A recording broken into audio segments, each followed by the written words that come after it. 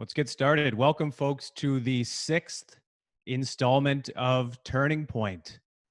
I'm reminded that this is our second last week together. I'm starting to think I'll miss you when you're gone. It's starting to feel like we're this little group that gets together on Tuesdays and Thursdays, and in this week's case, Tuesday and Wednesday, to talk about the future of New Brunswick. For those who have been with us the entire time, we thank you for being with us. For those that are new, welcome. And for you, what is Turning Point? Turning Point is our collective opportunity to rediscover and reimagine what New Brunswick looks like on the other side of COVID-19. We all know that there are big changes coming. We've been talking about what those changes will be.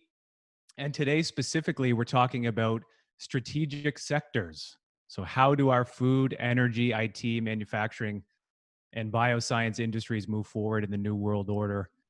What could cross-sectoral plans achieve to chart that path for growth? For people just tuning in, I'm Matt George. I've been your moderator, not only for the webinars, but also for the podcasts. A reminder of how our system works: you will see a video recording of this session today at turningpointnb.ca. You'll also see a podcast version on the Growing Pains with David Campbell podcast. The podcasts are slightly different. We get to take some of your questions over there. We get to hash things out at length. It's a really great alternative to the webinar format. You can cross-compare both, listen to both. We encourage you to do so, and you can find those on Apple, Spotify, Google, and everywhere else you get podcasts. Before we dig into the content today, we have some great panelists. We have a great lead facilitator, but I do need to recognize our partners. Those are the folks that are making all of this happen today. That's the New Brunswick Business Council, Canadian Manufacturers and Exporters, Tech Impact, the New Brunswick Multicultural Council, the Chambers of Commerce in Moncton, Fredericton, and St. John, Conseil économique de Nouveau-Brunswick, Atlantic Chamber of Commerce, the Pondish Bond Center at the University of New Brunswick, and our partners at the Government of New Brunswick and ACOA. For a full list of presenting partners and a list of all of our speakers, head to turningpointnb.ca. So my role is really twofold. It's to tee up our panelists and our lead facilitators for success, but it's also to make sure that your voice comes through. We want this to be an engaging session, so please do use the Q&A function within Zoom. Also, feel free to use the chat function within Zoom. Some of our panelists and facilitators have been known to engage there in the past, so you never know. As soon as we introduce our lead facilitator, we do encourage those questions to start coming in, and HQ in Fredericton will consolidate those, send them over to me, and we will address them in the webinar. For those that we don't get to, you will have your question answered in the podcast. So feel free to leave your name. We'll address you by name and make sure your question gets answered from one of our panelists or from our lead facilitator. We also want to be able to take your pulse. Throughout the course of this thing we're doing, we're gathering your feedback. We want to know what's on your mind. And to help us do that, we have two polls. There will be two polls that come up very shortly as we introduce our lead facilitator. And we're going to take the answers of those polls and we're going to put them to the panelists for reflection. We also have a poll at the end. Please, before you leave, answer the poll. We'll bring that over to the podcast and we'll answer that poll there. We'll give feedback on those results. Obviously, doing this thing live, it's been really fun, but it also is a risk technology-wise. If we do have a tech interruption, stay with us. The content is worth it. Our committee developed a framework for this series that has worked quite well. We are digging into the realities of New Brunswick, but we also want to find something useful there and transport it to that future state. And in that effort, we've adopted what's called the Four Noble Truths, and we frame them this way for our intents and purposes. Number one is, what is the pain we're feeling? So can we identify a pain? Two is, what is the cause of that pain? Three is, how does that pain improve? How do we get better? And four is, how do we look confidently to the future? What does that future state look like for all of us? And I am weary of our time today. We do have a lot of facilitators.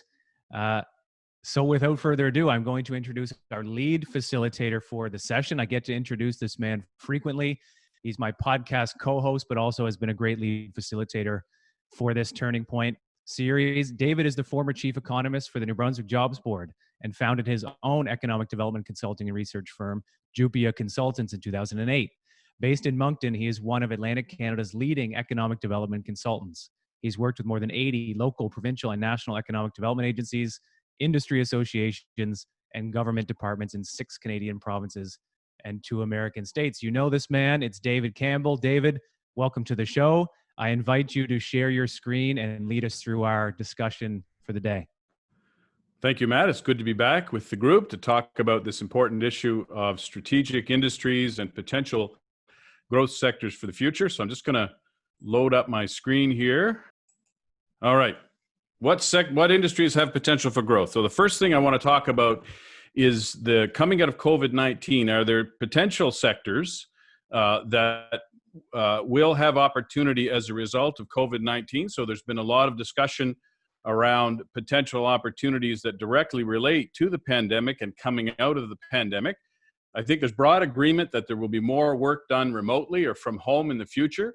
This does create opportunities for places like New Brunswick to attract workers and to attract economic activity that could be done anywhere in the world, but it also creates a risk as this work could be done anywhere else. So we now have thousands and thousands of people in New Brunswick that do everything from processing insurance claims to doing roadside assistance. Well, that work can now be done anywhere. So we need to continue to make sure this province has the talent pool and the right environment for that type of work to thrive, and that includes IT and other high-tech sectors as well.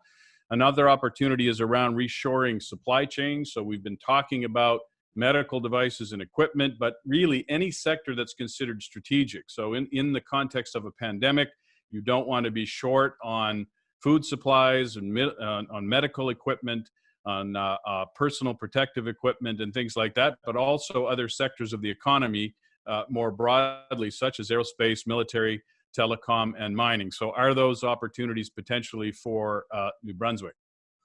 Of course, food, right? So we import over $2.5 billion in food and beverage every year into a small province like New Brunswick. That works out to be about $3,000 in imports per person.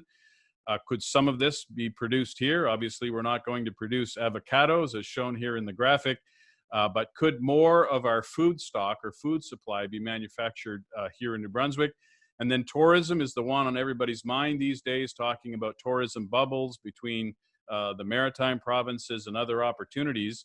But at the end of the day, if you look historically, we actually export more tourists than we import to the province. So if everybody spent their tourist dollars here in the province, we'd actually have a larger tourism sector this year than we've had in the past. So in a way, the pandemic actually creates more opportunity for tourism in the province.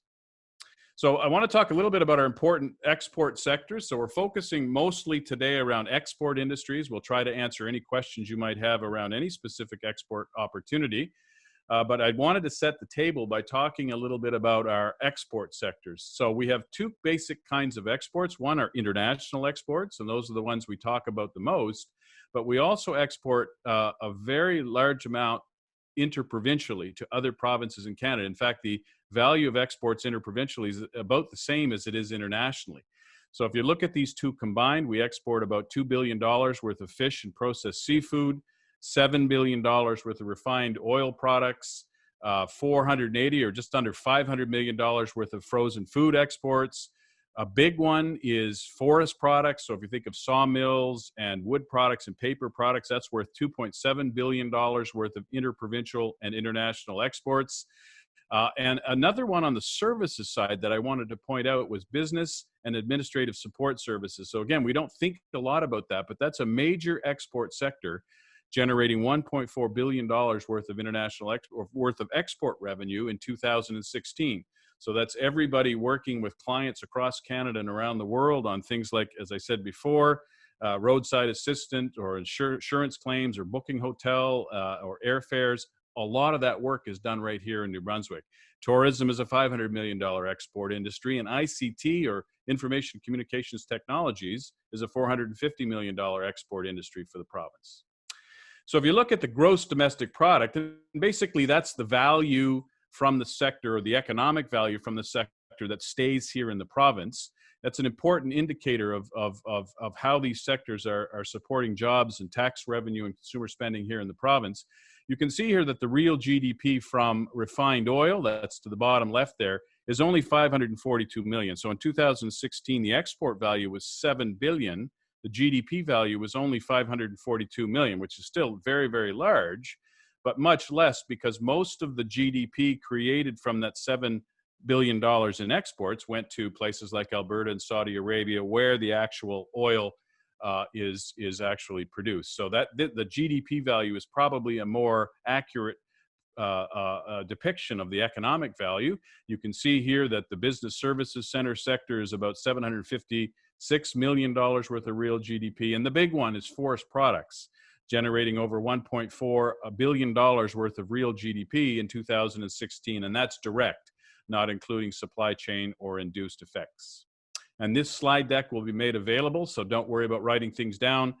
You'll be able to download this or have a copy of this slide deck. So if we look at the outlook for some of these sectors, the natural resources sector, so forestry in particular, is here and it's renewable.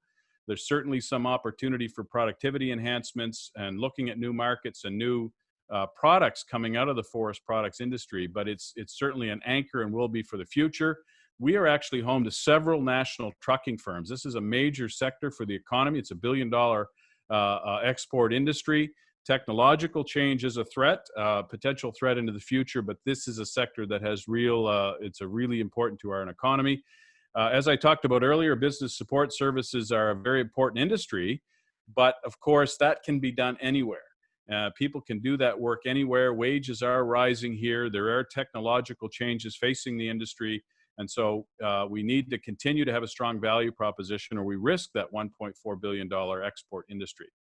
If you look at food production, GDP is on the rise, but we have seen plant closures in the province. Import costs are a challenge. We need to be competitive, both in terms of business costs and productivity, if we want to continue producing value-added food here. If you look at the refining sector, the direct GDP contribution has been slipping a bit, but there's quite a high productivity in that sector. In the longer term, there's more uncertainty around refined oil products. In the terms of tourism, after a decade of stagnation in the last few years, we did see very positive moves in that sector. But of course, COVID-19 has put the brakes on tourism, particularly tourists from outside the province. If you look at fish and seafood, there's solid GDP growth in recent years. Again, it's tied to that natural resource that we have here. As long as that's managed properly, that industry will continue to be a valuable part of our economy. We do have some challenges downstream in the manufacturing of seafood products. There's some productivity and labor supply challenges there. If you look directly at agriculture, there's an increasing demand for local agriculture. But again, we have productivity challenges and we have access to worker challenges in that vital industry for the economy. If you look at IT, products and services, GDP has been on the rise in the last few years here in the province. But we are having some productivity challenges in IT, but also increasing competition for labor. It's pushing up wage costs, making it harder to find workers here in the province. If you look at beverage manufacturing here, it's been reduced in terms of its GDP contribution in recent years, and we are not getting into some of these other segments like wines and other distilled liquors as much as other provinces have. So moving on quickly to emerging sector opportunities, and we look forward to hearing from you where you think the opportunities are. Of course, there's many, many hundreds of different sectors and opportunities, ranging from everything from maple syrup development through to value-added computers or even vehicle manufacturing. Not necessarily potential here, but there's a wide range of opportunities. So I'm just going to highlight a few here for our conversation. So we're tracking, again, remote workers as a potential opportunity. If we have the labor supply here, if we have the talent here, if we have the right cost environment, and we could attract more of that activity here. The energy sector, we're looking at, and there's lots of work being done around small modular reactors and the potential of a manufacturing and development cluster here in the province in the coming years. We're already good at smart grid and looking at ways to grow that opportunity here in the province. If you look at the IT sector, we're pretty good at cybersecurity and some other subsectors. Lots of people thinking about how we could leverage our IT talent to try and drive new growth in digital and big data and other types of subsectors within IT. But of course, that's so much tied to the quality and access to talent that we really have to be thinking about the talent pipeline for IT. If you look at agriculture and value-added food, again, I keep reiterating that that does seem to be an emerging opportunity in the wake of COVID-19. There's more demand, but there's also challenges around scale, around the cost, around productivity, and so on in that sector of our economy. And the medical supply chain, we know that Canada is going to likely reshore a lot of that work that's being done now offshore in other countries. The question is, where does New Brunswick fit in? Do we have opportunities here to manufacture goods or to provide services? And then if you look at biosciences, New Brunswick actually has the smallest biosciences sector in the country. Prince Edward Island has done a really good job of growing their biosciences sector. We do have very interesting opportunities here in the province, and lots of folks are looking at ways of developing biosciences, but we have to focus, we have to figure out what we're good at and how we're going to leverage our universities and the other infrastructure that we have around biosciences. Tourism, again, is an emerging opportunity to look at building new in-province and Canadian markets. And then mining, we have a ton of, and we've got Eric Cook on the panel here. We've got lots of sizable deposits, but there's many challenges, and some of those are market-based in terms of the price of the commodity. Some of those are locally based here in the province as well. Post-secondary education is an emerging opportunity. If you look across the country, there's been a big increase in international student enrollments. That's creating millions of dollars of new economic activity and supporting thousands of jobs across the country. So the actual act of international students studying here is a potential growth opportunity for us here in New Brunswick. And then manufacturing. The challenge for us is always to try and figure out how we can be competitive. What are those subsectors? If you look at input costs around energy, around access to labor and so on, those are starting to become more of a challenge for our manufacturing sector. But fundamentally, there's no reason why a place like New Brunswick cannot be a good location for manufacturing. So what is the appropriate role for government? So I'll wrap up with this. For government and communities to support economic development. So again, this is in the wake of COVID-19, these conversations are happening around the world to try and figure out what specifically should governments do. And quite frankly, I think governments for sure need to focus on those factors or those business elements that they control. So if you think about post-secondary education, immigration, regulation, infrastructure, taxes, those are all directly controlled by government, and we need to be competitive, and we need to make sure we've got the right environment for attracting industry in key opportunity areas. Then there's a second category called government-influenced business factors. And then we need to think about how we strategically invest as governments and communities to support and also engage the community, engage the public in terms of the importance of economic growth and population growth and other factors that are needed to support economic development. And then promoting and championing opportunities. That's a key role for governments and communities to try and attract investment, to try and convince entrepreneurs and businesses to grow here. There has been a global move recently toward more in government involvement in industry in terms of supporting strategic sectors. This is bucking a 30 to 40 year trend toward globalization. We need to think about how that will impact us here in New Brunswick. And then finally, related to that is this issue of incentives. And I'm sure we can get into that discussion, but ultimately we have to be thinking about competitiveness and how we compete with other jurisdictions when it comes to growing key sectors of the economy. So now I'll turn it back to Matt to talk about, to introduce our panelists and to introduce the panel discussion.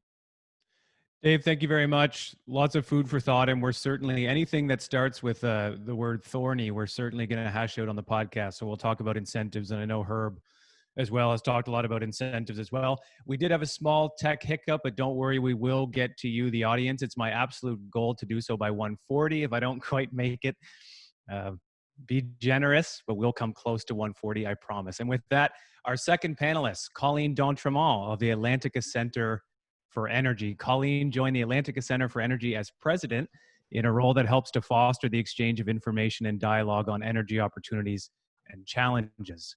Energy literacy and education have become a priority of the organization. The Atlantica Center for Energy works with partners to engage the public and community leaders on energy topics to help them make informed decisions that are appropriate for this region. Colleen, welcome to Turning Point. We're lucky to have you. We invite you to give your opening remarks and some quick reflection on what you heard from David. The screen is yours. Good afternoon. Thank you so much, Matt. Really appreciate that. So the question is, of course, what are the challenges or what are the opportunities? So here's what we see. First off, and it's very appropriate for this session, view energy as a strategic economic sector. And as you mentioned, Matt, we don't look at just oil and refining and natural gas and pipelines. We look at all energies, the entire energy sector.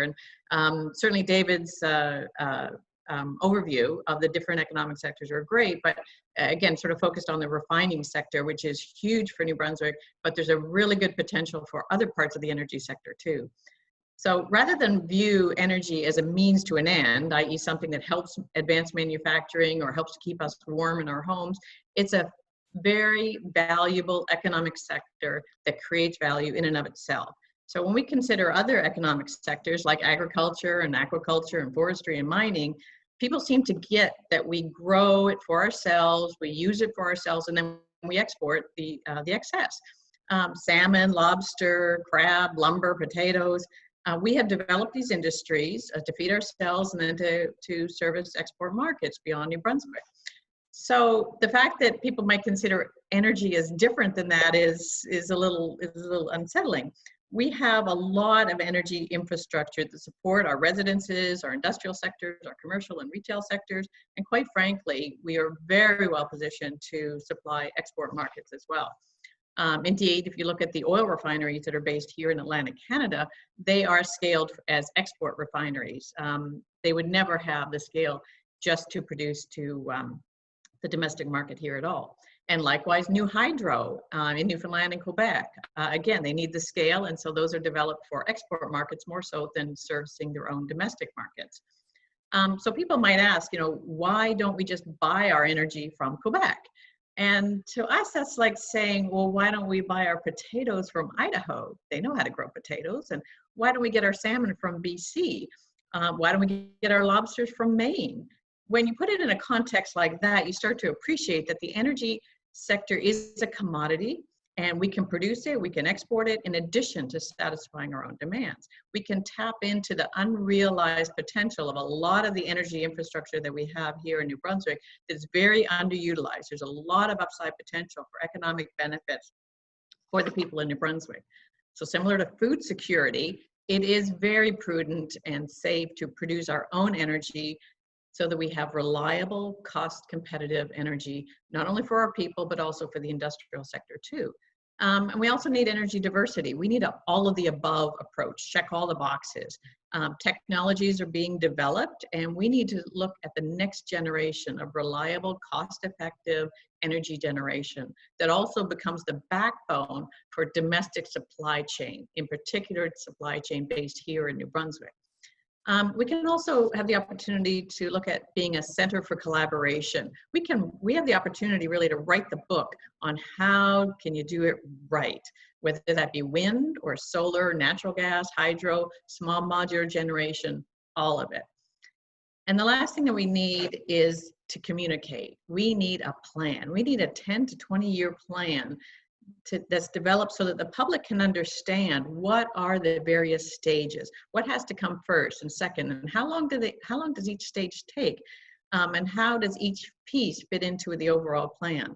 Replacing current emitting generation takes a lot of time and a lot of money, and so we need a plan that identifies how long and how much. So I'll leave it at that for now, and look forward to everybody's questions.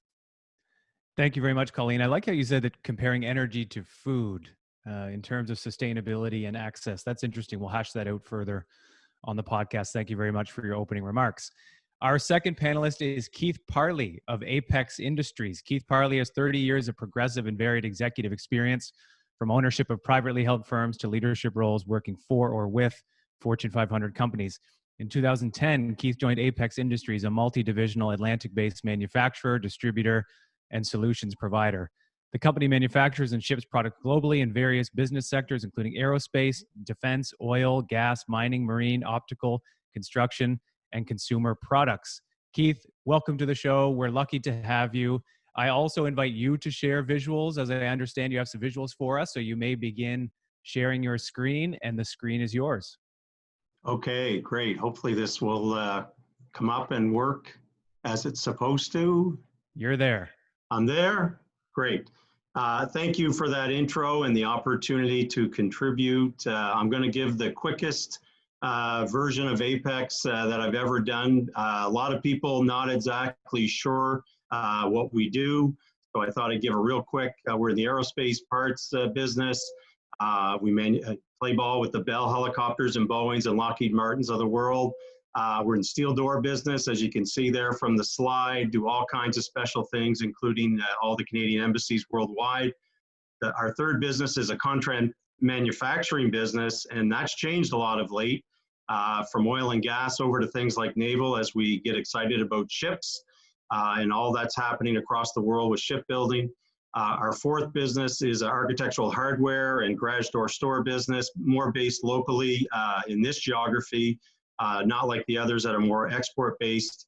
And the fifth one is our product development automation group, and lots of interesting things going on there that tie into my talk here today. Be remiss if I didn't show a bit of the people. Yes, we're known for our machines and equipment and so forth, but obviously our most important asset is our people. By way of setup, I've been asked to look at 3 topics in this quick opening time: the opportunity to improve New Brunswick's situation, the obstacles that might get in the way of that improvement, and some type of question to reflect on. And for me, I'm going to take an advanced manufacturing perspective on that. You know, certainly when you think about advanced manufacturing today, you think about pace and challenge and change. A lot of people talk about automation and Industry 4.0, and I think those are critically important, must, even givens. But I have a big but. They can't be considered alone. You can't just do Industry 4.0 and not do other things in coordination with that and other factors. And I kind of want to get into that today and how I believe we should be taking more of a holistic approach to advanced manufacturing. If you look at CME, they put out a white paper a little while back talking about what they believe. And they say manufacturers need to be fast and flexible and efficient, develop more customized and complex products, become great at managing data, work in international value chains. And they really see a convergence of manufacturing technology and services all coming together like this graphic that you can see to the right. And we're certainly feeling that in all kinds of ways. So from my perspective, the opportunity, and we try and live it out here daily at Apex, is for New Brunswick to further develop in advanced manufacturing, but really do so with an enlightened or a next-gen manufacturing mindset to truly move forward. And I've got 5 sort of areas that I think we need to focus on, just again, really quickly. So adapting to the new market realities is part of those things we need to do. It's one thing to, like I said, have automation and Industry 4.0, but if you're not dealing with the globalization of markets, the super tiers that have developed out there, in our case in the metals industry, if you're not dealing with composites or at least aware of them, and now certainly additive printing, 3D printing, we're a subtractive company. There's a lot going on in additive.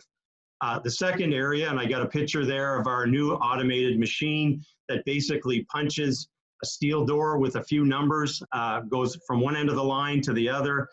That's an example of Industry 4.0 and automation, using artificial intelligence.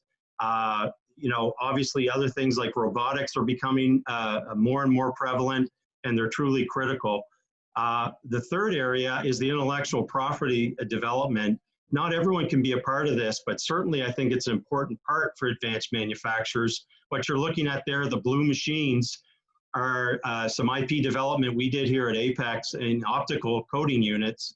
That's an Atlanta plant with Luxottica, one of the largest customers in the world, where we have 20 machines. We started that from almost nothing 3 or 4 years ago. So pretty interesting IP development. The fourth area, being fully engaged with your customer. They're asking for change. They're asking for a lot of services that manufacturers typically didn't have to do.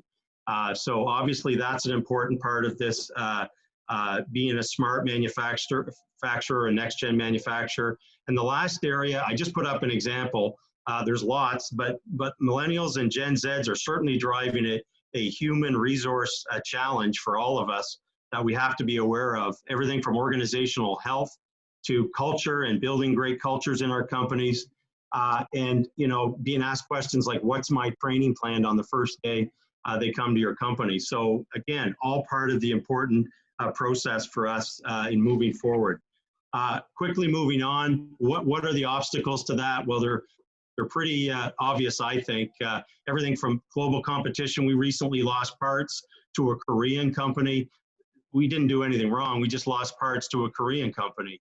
Like I said, the super tiers and the pressure on cost reduction, the skilled labor challenges, and other things. So I list our geography as a blessing and a curse. I mean, we're close to the north, to the New England market, but obviously we're the smaller part of Canada, and all of that drives a capital expenditure investment. Again, big part of that challenge in terms of our obstacles, and capital being a key requirement. Thirdly, what question would we ponder? In my mind, that question is something like, what beliefs must we ditch? And I listed off 4 of them. You could list off a lot more than that. Everything from not seeing or not understanding the ROI with automation. We continue to lag in Canada behind other parts of the world, in particular the US, in automation, which makes us uncompetitive. Not understanding the need for Industry 4.0 and use of data. We're pushing forward with that big time, reading data off our machines, getting to full costing, so we really understand what parts we're making money on and what ones we're not. Someone that might say, hey, I want to employ people, not robots. Well, we want to employ people here too. Some of those jobs are going to be different as the world changes. And so, that's a big part of it. And lastly, maybe the question about government I've heard a lot of people say there isn't the right programs out there to drive this forward. I just stuck a slide down there with NGen. That's one of the new initiatives going forward today. And certainly there's help out there with the NRCs and ECOAs, the province, etc. Closing, I guess I would say I'm a big believer in this region of the country. It's certainly a part of our purpose here at Apex to employ local folks and have them do really interesting things. And I think we need to be better at using not only government and other services, but better, partnering with ourselves here locally. So now it's really just all about execution. And, in my mind, advanced manufacturing is a great opportunity. I'm seeing unbelievable things on the intellectual property front in New Brunswick. I just think we got to get out there and do it. I'll leave it with that. Keith, thank you very much. I have a soft spot for people with experience in manufacturing. I think it was Elon Musk who very clearly said, if you don't make stuff, there is no stuff. So pushing young people into manufacturing as well, I think is great. We'll have you back very shortly for panel discussion and then further into the podcast. Okay, introducing our final panelist. This is Eric Cook of the Research and Productivity Council. Eric's career includes over 25 years of leadership in the application of science and technology in sectors including advanced manufacturing, space science, aerospace, as we can see he is currently in space, and wireless communications. Eric has participated in numerous federal and provincial innovation policy initiatives, including assessments and expert panels. He is or has been an active board member for organizations including Genome Canada, the New Brunswick Innovation Foundation, Innoventures Canada, the Centre for Nuclear Energy Research, Genome Atlantic, and the New Brunswick Environmental Industries Association. Eric, we invite you to give your opening remarks and some quick reflections on what you've heard from the panelists. The screen is yours. Thank you very much, Matt, and I'm happy to compliment my colleagues who talked about a couple of important aspects. I want to talk a bit about innovation. That's an interest of RPC's and my own. And earlier during the COVID crisis, we issued a paper on waves of innovation. And the theory around that is that innovation occurs in 40 to 60 year periods and moves from, there's triggers that move it from a growth stage to a decline stage.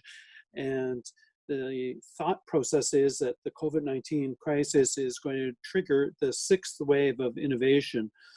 And the question becomes, what's in the 6th wave of innovation?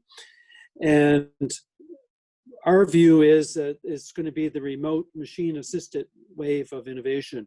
So what Keith has said around Industry 4.0, that is all very relevant to the next wave of innovation. I think it's going to complement our manufacturing industry, but also other sectors.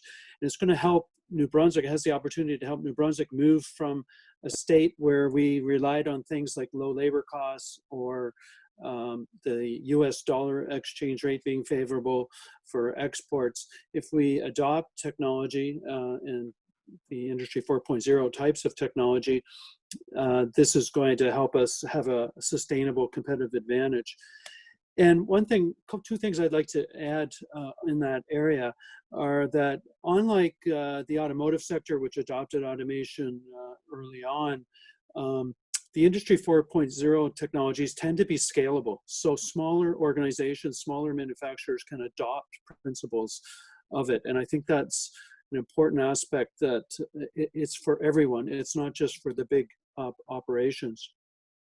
A second aspect is that the machine learning and artificial intelligence aspects of the Industry 4.0 open the opportunity to automate things that we didn't previously think about, particularly organic matter, things like trees and fish and other lobster, these types of organic products. All of a sudden, with the marriage of machine learning, you can start to look at automating those sectors.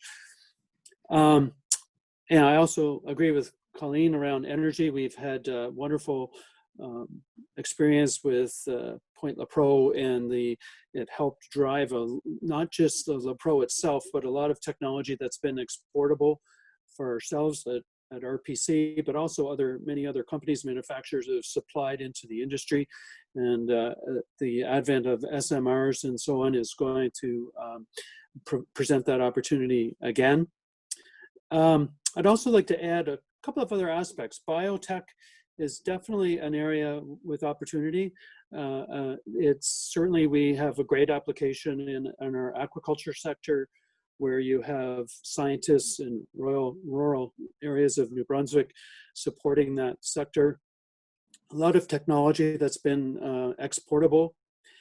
And there's other aspects, bioleaching to support the mining sector, monitoring aspects for things like eDNA for monitoring sensitive environmental areas, and biomimicry. Terry Chopin down in St. Andrews area has done a lot of work on multitropic aquaculture, showing a biomimicry type of application.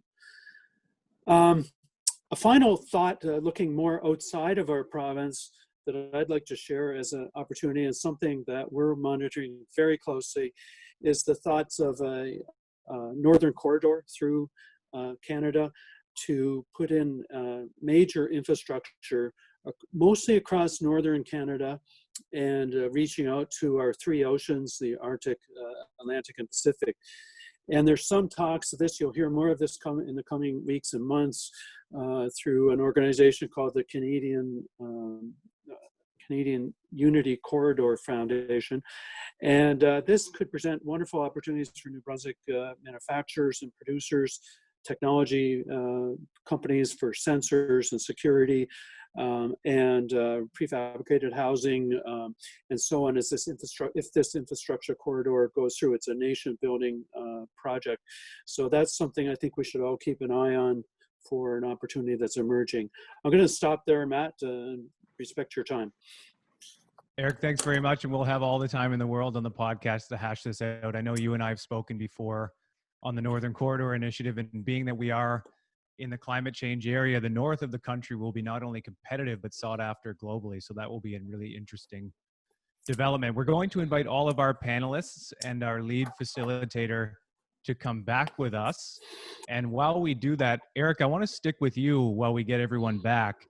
In terms of research and productivity, in terms of R&D investment, how has COVID-19 impacted you right now? I want to stick on the elephant in the room just for a minute. Well, it's interesting. We saw some areas get very active and busy. For example, it was mentioned in David's presentation about the production of PPE and the design and production of it.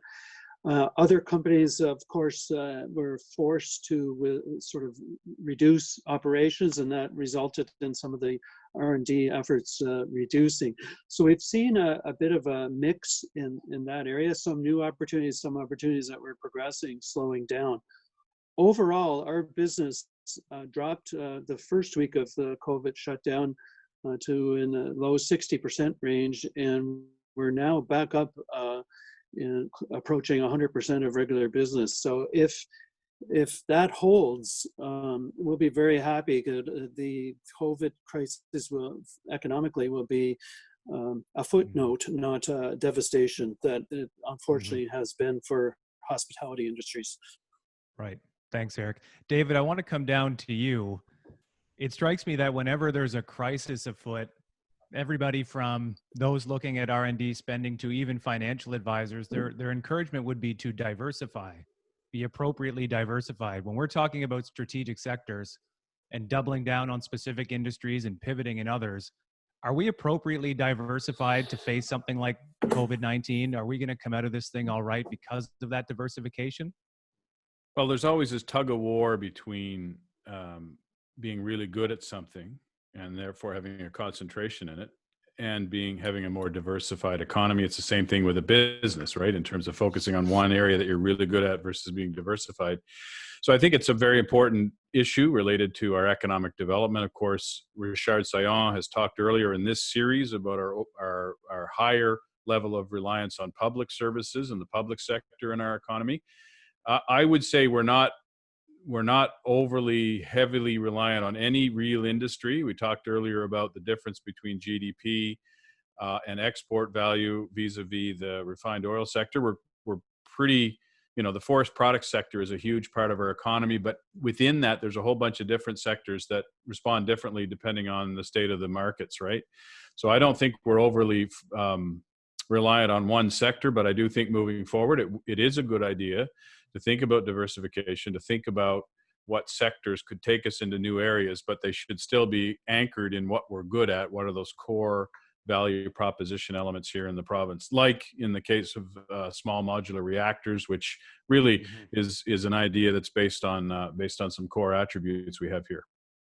Where do you stand on that on a good day? I remember once that Herb and I were speaking on the podcast, and in a pivot or double down segment, I tried to get him to take a position on whether or not, when you look out at your economy, do you double down on the few things that you're good at, or do you pivot as the future demands, or do you do some combination of both?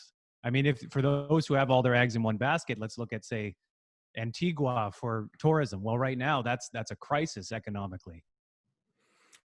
So again, like, we've had very little economic growth in this province since 2008, average annual growth rate of 0.5. So I'm not sure we have the luxury of making that decision. If we've got good opportunities in sectors where we're already strong, I think we need to double down on those. But that doesn't preclude moving into new areas where we see potential, where we have, again, core assets and core attributes that we can leverage for growth. Colleen, we'll come up to you. Same question. We're still on COVID-19 right now. Tell us a little bit about how that's affected you. And in regards to, I really liked what you said about energy security. That's an interesting thing we don't typically think of. When we flick the light switch, it usually comes on.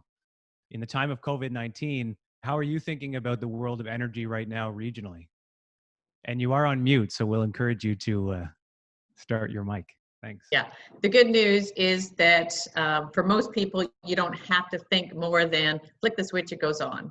And really, why would you think more than that unless you were actually in the industry?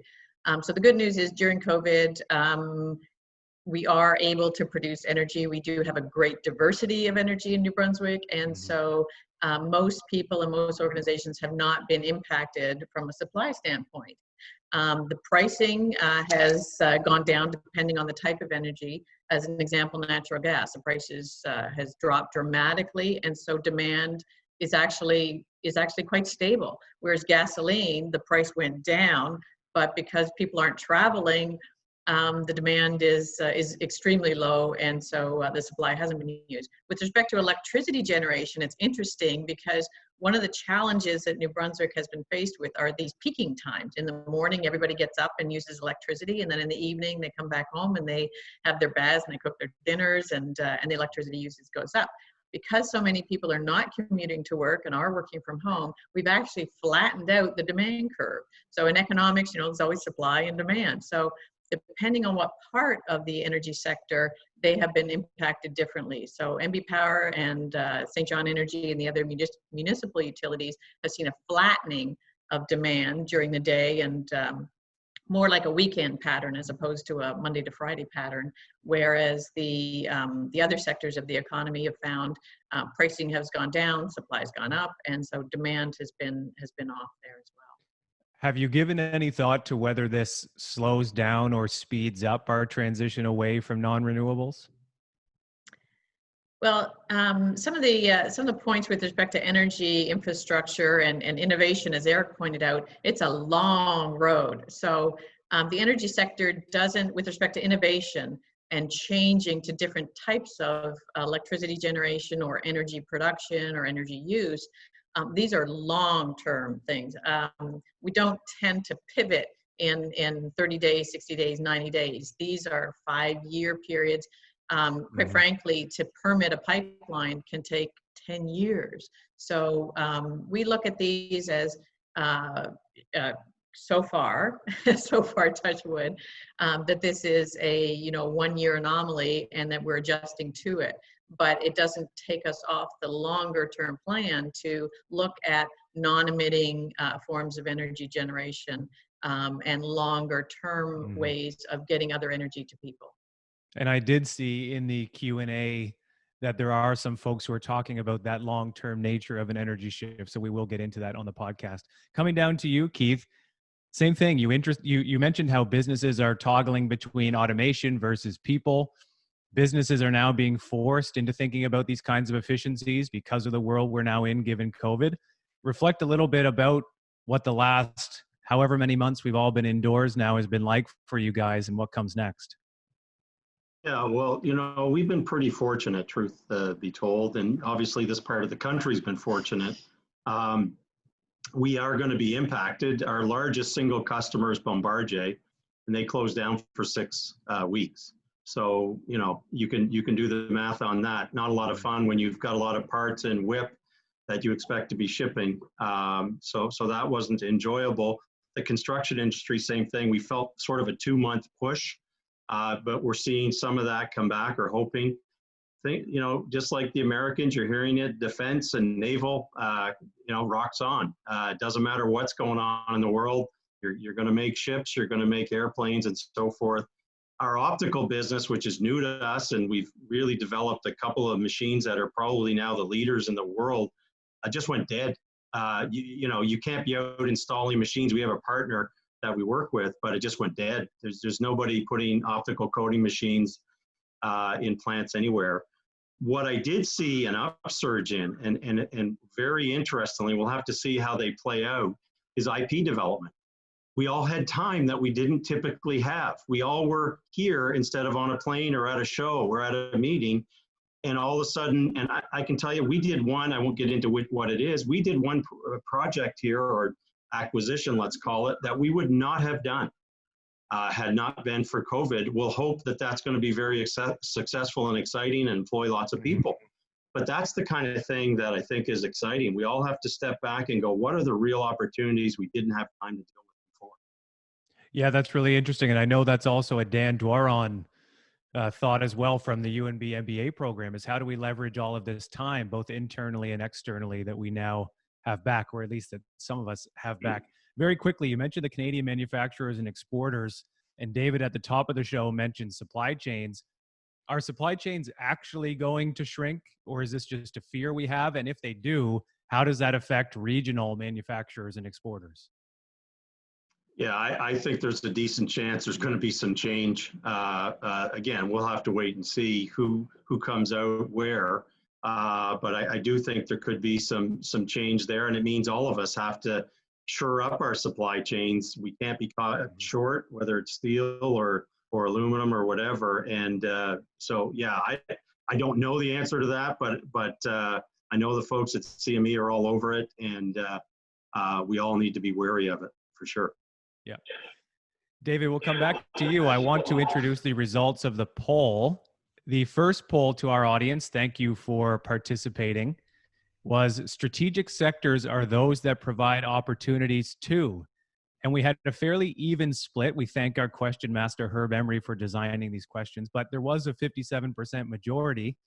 And that was that strategic sectors are those that provide opportunities to broaden and diversify the economy to generate balance and sustainable growth. Do you want to reflect on that 57%, David? Again, I think that reflects the audience that watches our Turning Point series. So we do appreciate that. I think, again, with all of Herb Emery's questions, they're not mutually exclusive, even though he forces you to decide one or the other. But really, you need it both. You need economic growth, you need sustainable growth, you need balance. But really, as I've been arguing in previous sessions, if you don't have growth, it's very, very hard to see how you can sustainably fund public services in this province in particular, because of our needs and because of our reliance on federal transfers. So I think this is a good response, 57% around diversifying and sustainable, but we need growth in general to support broader provincial goals. And there still is that 28% that said it's to maximize the growth of our GDP and population based on export potential. I know you think about how important it is that we look to the rest of the world. So there is still a 28% that agree with that we do need to be focusing on growth and selling our wares to the rest of the world. Yeah, I think that was just Herb Emery just hitting it over and over and over again, but I could be wrong. He's all of that 28%. The second question looks a lot more like a Herb Emery question. As you say, he does force you to take a side, and this was a 76% majority as compared to a 57%. And question 2 was the role of government in development based on strategic sector thinking is, and 76% of the audience said to focus on creating business conditions that make producing and exporting from NB a competitive proposition. Is that the role of the government? So this goes to the fundamental conversations we have about economic development. Should you try to attract industry to promote ourselves to national and multinational firms? And obviously the readers here or the viewers actually do not agree. They think the focus should be basically internal, focusing on what we do to grow, become more competitive, and grow from within. Although again, the way these questions are worded, they're not mutually exclusive. But so I think you need both.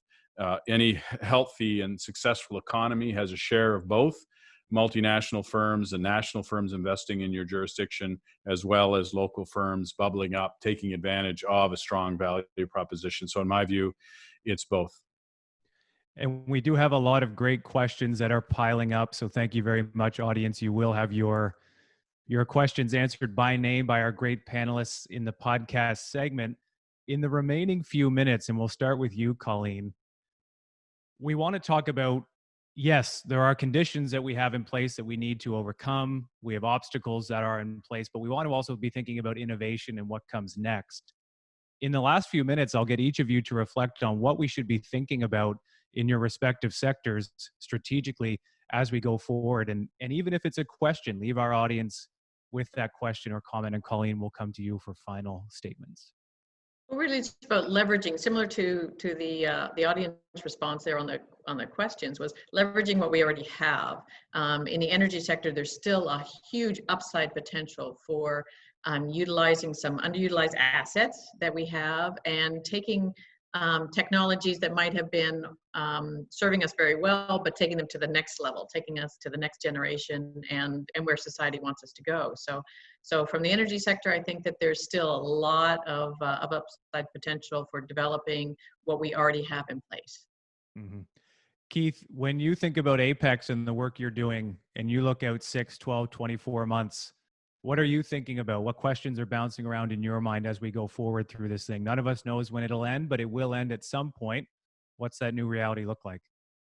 Again, we have been largely unimpacted, except for lots of wonderful, interesting IP initiatives. And so I'm thinking about things like how do we deal with all this? Because it takes a very diverse company that we already are and suggests we could even be a lot more diverse, which is very exciting on one hand, hard to be experts in everything on the other. I continue to think about if we're going to be world-class in advanced manufacturing in this neck of the woods, education and training and up-level training. You know, I don't think we're there yet. I don't think our education system is there yet. And again, I would add that, you know, I just think there's a lot of IP development that is going on already in this province. And we have to figure out ways, I always call it how to get it off my boardroom floor into the market. And I think there are folks that can help with that, help de-risk that. But those would be some thoughts I would have around that. And Eric, you mentioned the Research and Productivity Council. You got down to about 60% of capacity, but now you're ramping up again as we go into the final months of the summer and into the rest of 2020. What's going on in your mind in terms of innovation and where we go next? Yeah, we're tending to focus in three areas: world-class measurement, particularly from the scientific chemistry, analytical side of things, Industry 4.0 technologies, and the third is biotech, and that's of great. We see lots of opportunity across multi-sectors with applications in that particular area. Mm-hmm. Thanks, Eric. Okay, it's that time, audience. Thank you very much for being with us. Colleen D'Entremont, David Campbell, Keith Parley, and Eric Cook. This has been the 6th installment of Turning Point. We're now heading over to the podcast, which will drop tomorrow on the Growing Pains with David Campbell podcast feed. You'll find the webinar recording on turningpointnb.ca, and we do encourage you to be with us again tomorrow. It's not Thursday, it's tomorrow at 1 p.m. for number 7. And that's Entrepreneurship with David Campbell again, Dhirendra Shukla, and Jeff White. Quickly before you leave, we do encourage you to answer the final poll, which we will bring over to the podcast. It's been great to be with you, and we'll see you tomorrow. Thanks for being here.